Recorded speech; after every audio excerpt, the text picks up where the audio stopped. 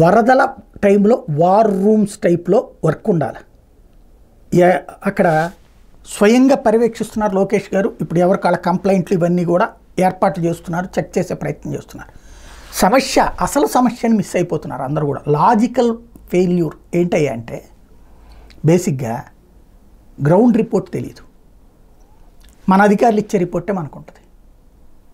Public internet లేదు, current లేదు, internet లేదు. ఇంటర్నెట్ ఉంటే అది మరి కావాలని చేశారని నేనైతే కుట్ర సిద్ధాంతం చెప్పను, కానీ ఆ ఏరియాలో ఇంటర్నెట్ సిగ్నల్స్ మామూలుగా మొబైల్ టవర్స్ పెట్టి ఆ టైంలో ఇంటర్నెట్ సిగ్నల్ ఇవ్వచ్చు, కానీ పవర్ ఎక్కడి నుంచి ఉంటుంది?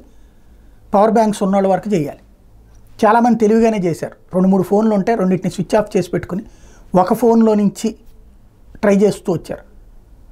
సెల్ ఫోన్ సిగ్నల్స్ లేవు ఆ ఏరియాలో. సెల్ టవర్స్ పెట్టాలా, మొబైల్ టవర్స్ పెట్టాలి. ఇంకెందుకు ఒక రోజు పోతే అంత అయిపోతుంది. మేబీ అక్కడ ఒక ప్రచారం కూడా జరిగింది. ఇది ఉంటే కనుక అందరూ తమ ప్రాంతంలో ఉన్న వీడియోలు పెడతారు లైవ్ సోషల్ మీడియాలో.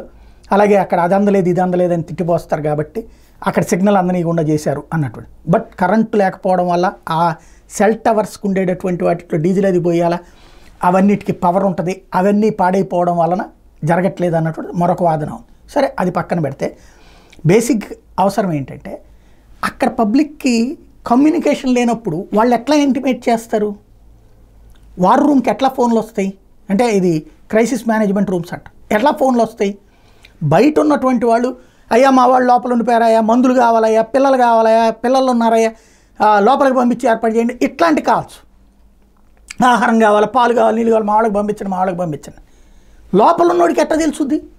లోపల ఉన్నటువంటి వాడికి ఫోన్ కమ్యూనికేషన్ ఉంటాయి కదా. ఈ టైంలో ఫోన్లు పనిచేయకపోవడం ఇవాళ అత్యాధునిక యుగంలో దరిద్రం.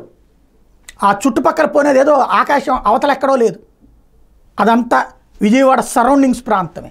మొబైల్ సెల్ టవర్లు తీసుకొచ్చి పెట్టలేమా? అప్పుడు ఏం చెప్పాం? హుదూద్ తుఫాన్ అప్పుడు కొట్టుకుపోతే వెంటనే మొబైల్ టవర్లు తెచ్చిపెట్టలేదా? చకచక రిస్టోర్ చేయలేదా? అలాంటిది ఎందుకు చేయలేకపోయాం? ఇక్కడ ఆలోచించాల్సిన అవసరం ఉంది.